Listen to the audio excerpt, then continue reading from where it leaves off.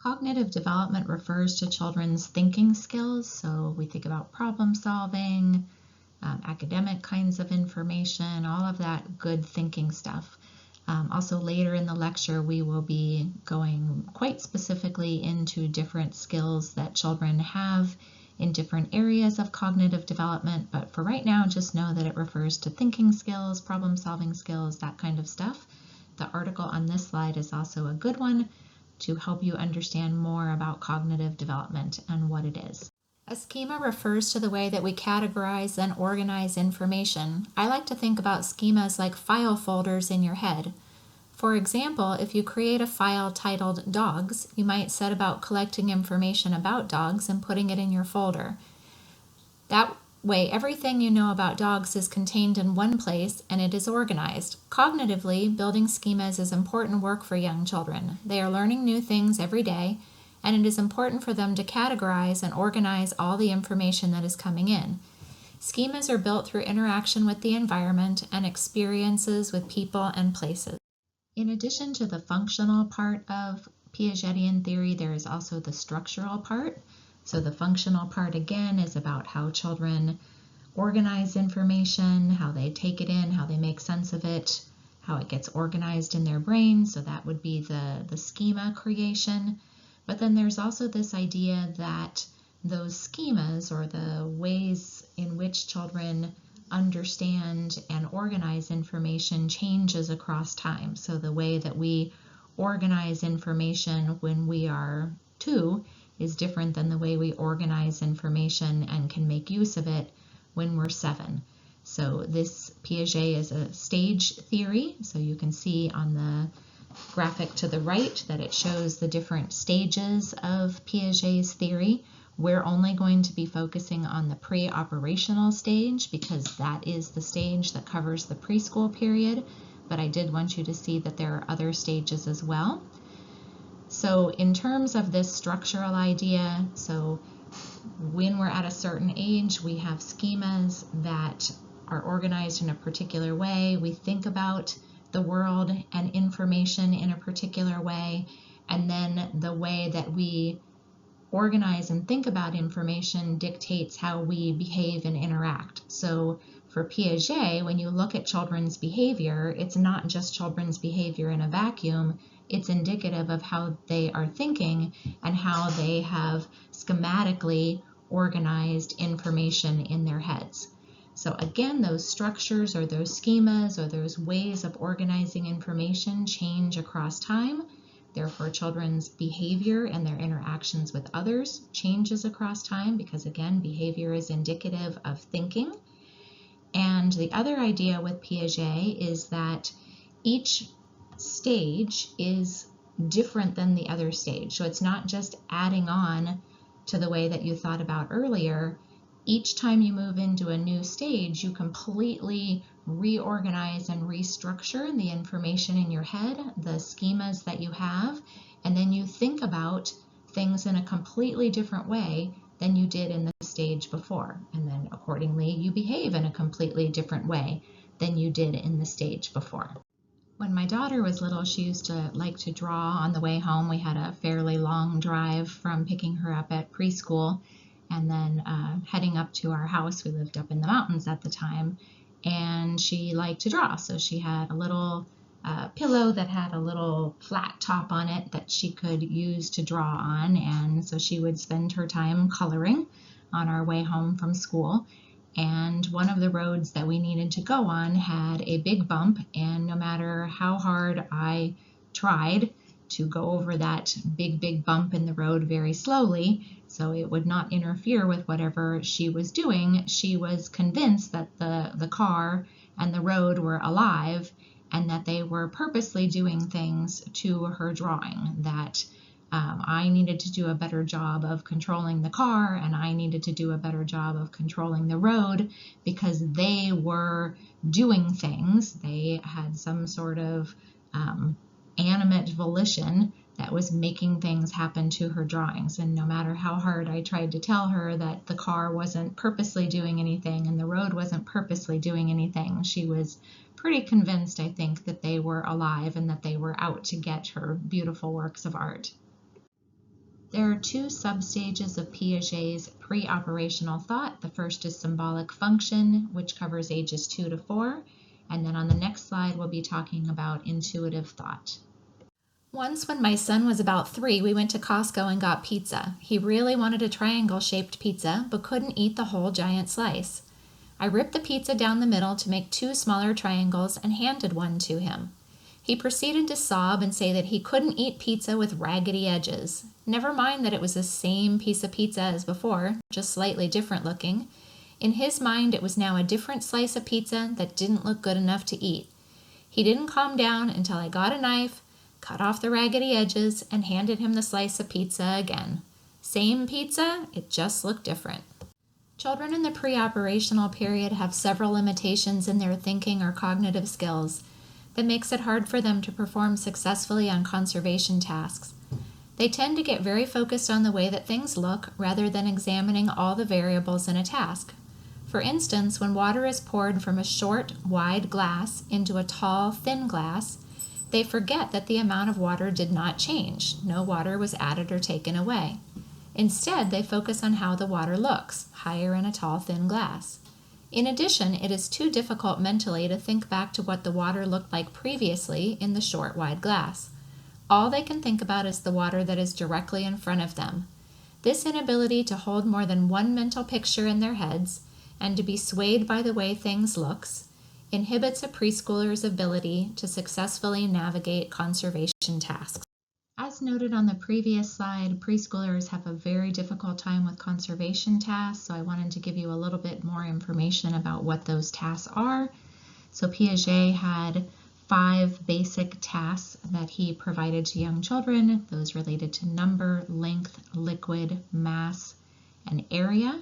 So you can also see on the graphic to the right, it shows you those conservation tasks. It shows you 4 of them. It does not show you the one about length, but you can see that at least you see the 4 of them right there. You can see what age children typically acquire the ability to do those conservation tasks and what they look like. And then also you can see examples of the conservation tasks in the YouTube video below.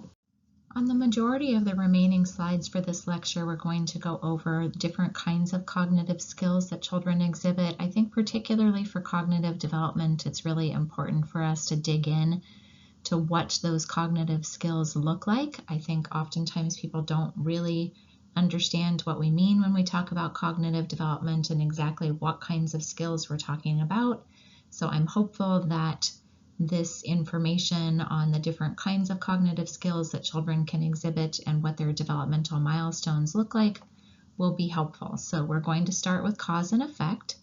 And in terms of what the Preschool Learning Foundations has to say about cause and effect, at about age 3, children should be able to make predictions about things that could happen. So maybe they predict how a story will end, or they'll predict what would happen if they added another block to their tower, but they should be able to make simple predictions.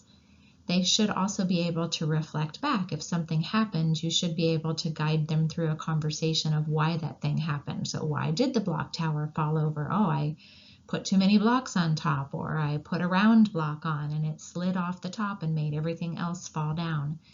So they should have some sense for that cause and effect relationship that has happened. At age 4, they should be able to talk about the past, present, and the future. So they should be able to talk about maybe the last time that they went to the beach, and when they went to the beach the last time, they got a sunburn and it really, really hurt.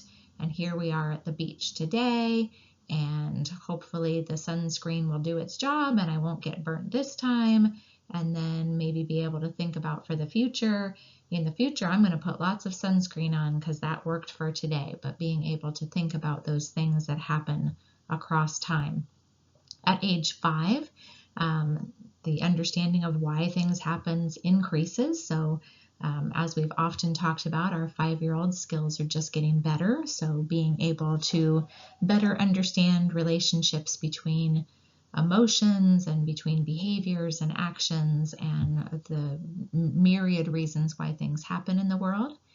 They're also starting to be able to relate cause and effect to time. So you really shouldn't expect any official timekeeping until around the age of 5 years. So, and at 5, really in kindergarten, all we're doing is working on telling time to the hour. So it's either non-clock time, it takes a long time, a little bit of time, 5 minutes, which to them seems like forever. But really looking at a clock, they are just learning in that year how to tell time to the hour. And then they also are very tied into what happens at a particular time and what that means. So for many young children, when it gets dark, they think that it's bedtime. When daddy gets home from work, that means then it's time to eat dinner. So they tend to relate time to specific events that happen on a daily basis.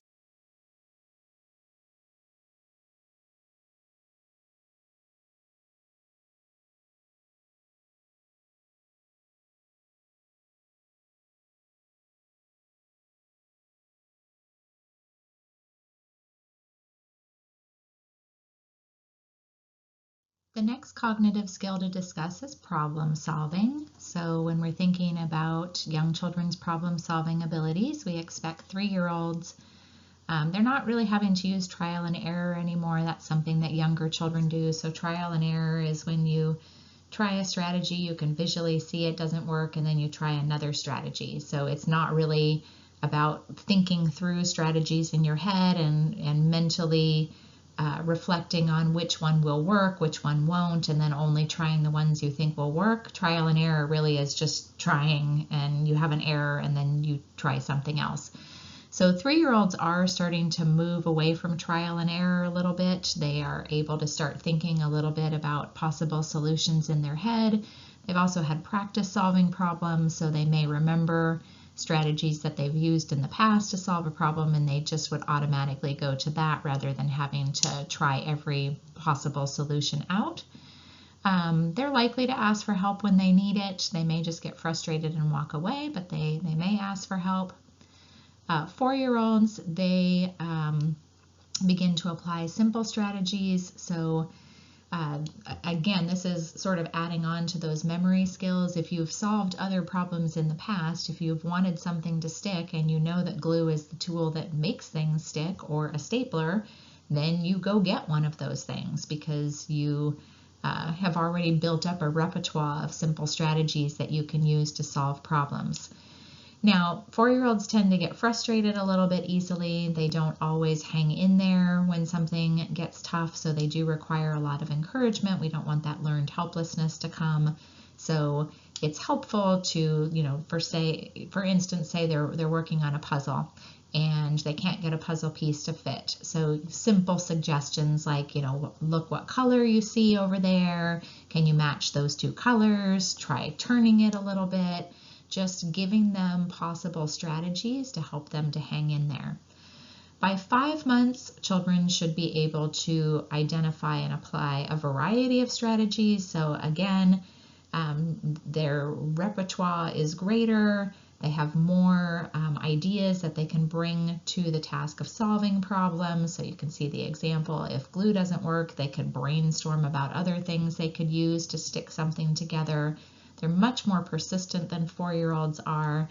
And then I would really encourage you to watch the YouTube video. It gives you a great example of the skills that 5-year-olds have in terms of applying varying strategies and exhibiting persistence. The next cognitive skill is attention. So children's ability to pay attention and not get distracted so easily. So you can see that 3-year-olds do tend to get distracted easily. This is why they have a difficult time with conservation tasks, because they're so busy being distracted by the way that something looks that they can't remember what something actually is. So they're so busy focusing on the size of the glass, they forget that the amount of water in the glass didn't change because they are very easily distracted by things. They also tend to pay attention to more than one thing at a time. So if the teacher's talking but another child is talking and there's an airplane outside the window, they have a very hard time pulling back and only focusing on one of those environmental stimuli at a time. They tend to imitate adult action, so if adults are doing something that's very salient, very powerful to 3-year-olds, and they're very likely to engage in the same behaviors, say the same things, do the same things that adults do. So still, our 4-year-olds have a fairly short attention span. They're also easily distracted, so that's not something that we see great improvement in between the ages of 3 and 4. Now they learn in several different ways. They can learn by observing others, they learn by imitating adults, and they can also learn by listening to adult instruction. So that is one thing that does improve and change between 3 and 4, is the way in which preschoolers at age 4 are able to take in information and learn from the environment around them. Now, when we get to 5, attention span actually increases noticeably. So we see children much more able to not get distracted by extraneous things going on in the environment, to be able to pay more attention to multiple types of information coming in at the same time. They learn by observing and by listening, so not so much by imitation anymore, and then also through exploration. And when they are very interested, they can ignore distraction. So it doesn't mean that they're not distractible. It just means when they're really into something, when they really like something, then that distractibility goes down. Next is memory. So you can see that our 48 and 60 monthers here are combined, but we'll start with the 3-year-olds, the 36-month-old children. So children of this age should be able to anticipate things that happen on a regular basis, things that they're familiar with. So if they do particular activities every day, or they engage in particular kinds of events or routines. So if they, always do the same thing at home and then they do the same things at school, they should be able to think about what step is coming next. So if you always read a story after nap time, they should anticipate that that's coming, because they can remember those familiar events and happenings. They should remember environments that they frequently have exposure to and people that they frequently have exposure to. So, if they see you on a fairly regular basis, they should be comfortable with you and remember the fact that they've met you before. They also may be able to briefly, now remember language is a little bit less at age 3, but they should be able to describe things that have happened to them in the recent past. So, yesterday mommy and I went and got ice cream, or act that out. So not things that necessarily happened a long, long time ago, but things that happened in the recent past. So children who are between 4 and 5 should be able to retell a story from a picture book. So if they are familiar with the picture book, it's been read to them fairly often, they should be able to tell you that story with a reasonable degree of accuracy. They have something called episodic memory. So this is remembering personal things that have happened. So objects that they have encountered, people and events that they have experienced. So to learn more about episodic memory, take a look at the YouTube video that I've included. They should be able to give you a script for familiar daily events. So first I go to school, then when I get to school I do this, then we do this, then I go home, then this happens. So kind of that basic daily schedule or script. And they should also be able to remember autobiographical events. So this is basically a combination of that episodic memory that we were talking about earlier, so things that have personally happened to them, and then semantic is kind of facts about the world memory. So basically an autobiographical event is, when I was, last summer we went to Disneyland and it was weird because everybody at Disneyland had masks on, right? Because it was the pandemic. So I went to Disneyland and here's what I did, and here's sort of the larger context of kind of general knowledge about what Disneyland was like at that particular time. So now for number sense. So this is thinking about children's counting skills. So at 3, children should show some understanding that represent how many. So they may be able to say something simple like I have 2 or I am 3, but fairly minimal understanding of numbers at this point. More important is that they demonstrate an understanding of words that indicate quantity. So they should be using words like more, less, a lot, a little, big, tall, small. And so when they're using those kinds of words, it helps us to see that they do understand the idea of quantity, and then the number piece will come later. So by age 4, they should understand that the last number name that they say when they're counting a set of objects is the answer to the question, how many? So if there is a pile of 5 objects and I count 1, 2, 3, 4, 5, I know that the last number I said the number 5 last, I know that that indicates how many were in that group of objects. So understanding that that last word spoken is indicative of the number of the total set.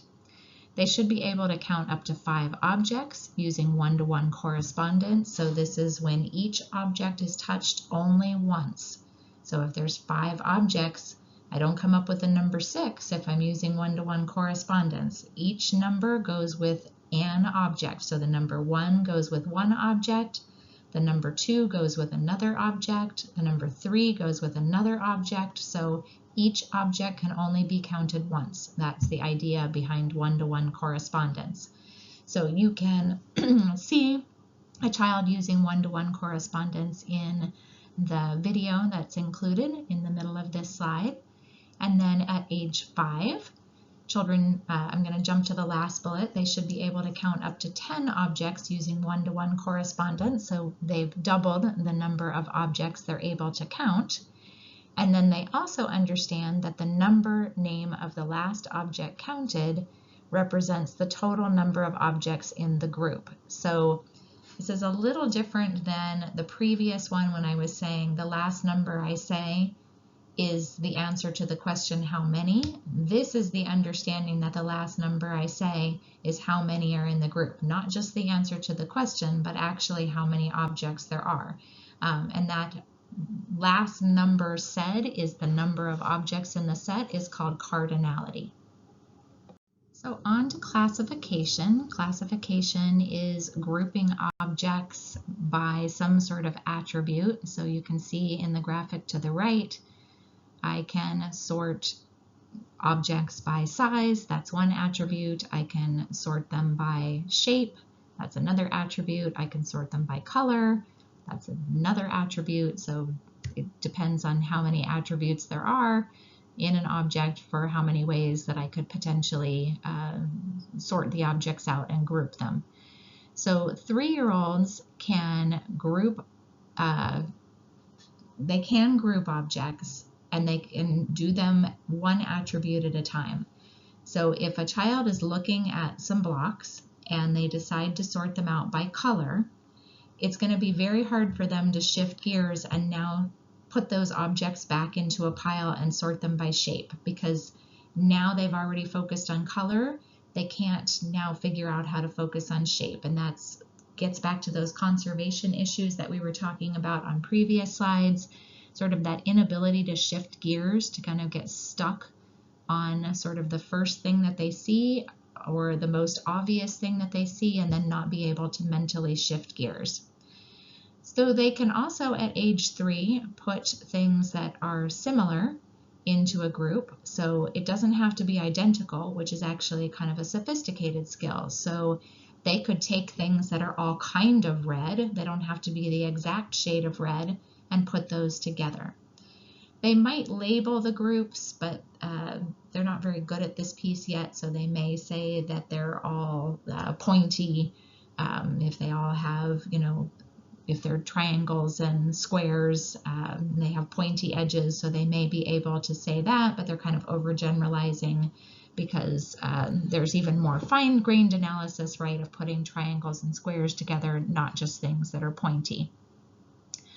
So at age 4, now they can move towards sorting not just by the way that things look, by their shape or their size or their color, but also what they do. So they could put all transportation items together. They could then further group by putting all transportation items that go on the water together. So definitely getting into a more sophisticated way of grouping. They can also match pictures of familiar objects. This is when lotto games become fun, where you're trying to match things that go together. And then once they hit about age 5, then they can sort objects by single characteristics if it's obvious. So I'm going to put these together because they all have 3 sides. So it doesn't mean that it's necessarily triangles. It could be anything that has 3 sides that they're going to put together. So just continuing to increase sophistication across time. So let's wrap up cognitive skills by talking about symbolic abilities, or what children are able to do in terms of pretend play. So 3-year-olds should be able to engage in make-believe play with several sequential steps. So I'm going to put the baby in the car seat, and then I'm going to drive to the store, and then I'm going to shop for groceries. So being able to have kind of a story thread going on. They should be able to assign roles. I'm the mom, you're the baby, and kind of have a little bit of an overall plan.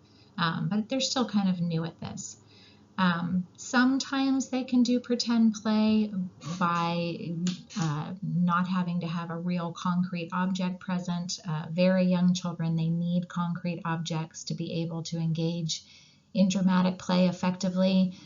They can't use imaginary objects or necessarily use objects that don't look a lot like the real thing, but by age 3, they're starting to be able to use things that aren't quite as realistic looking anymore in terms of props for their play. At age 4, they get really into adding in props and costumes. They're very good at using imaginary kinds of objects. They may spend some time ahead of the play scenario in talking about what they're going to do, who's going to do what, sort of more official planning than a 3-year-old would do. And then once they get to 5, they're also going to add in using scenery in addition to props and costumes, and not just using things that are given to them, but actually creating their own props, costumes, and scenery. And now they're going to get really busy with that planning and not only talk ahead of time about what they're planning to do, but work with others to discuss and negotiate that play scenario that they're intending to engage in.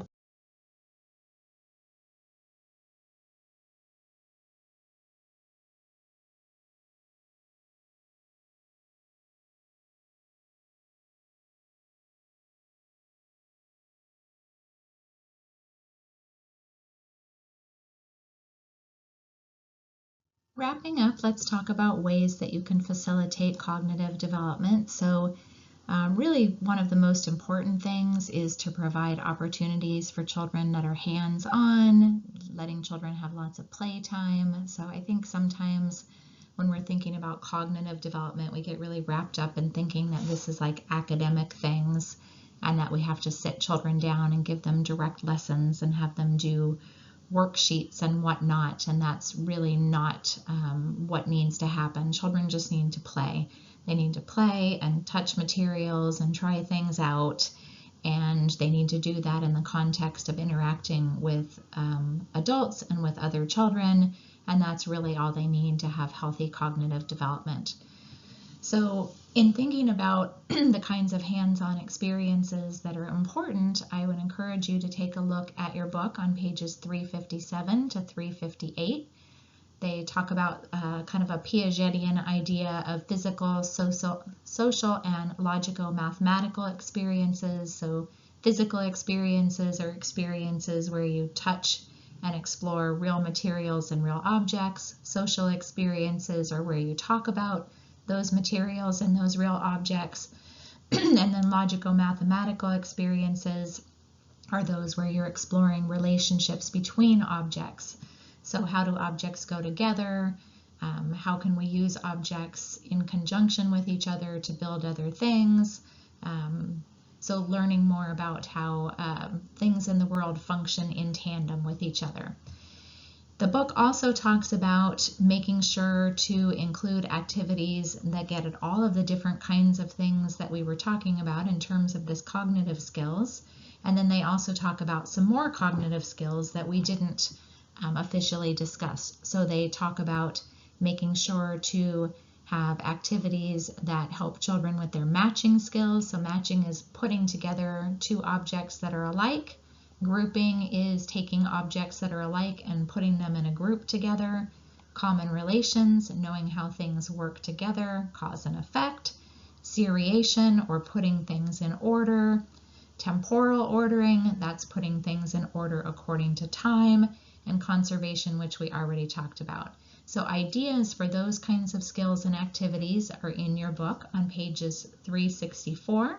And then again on pages 366 to 373.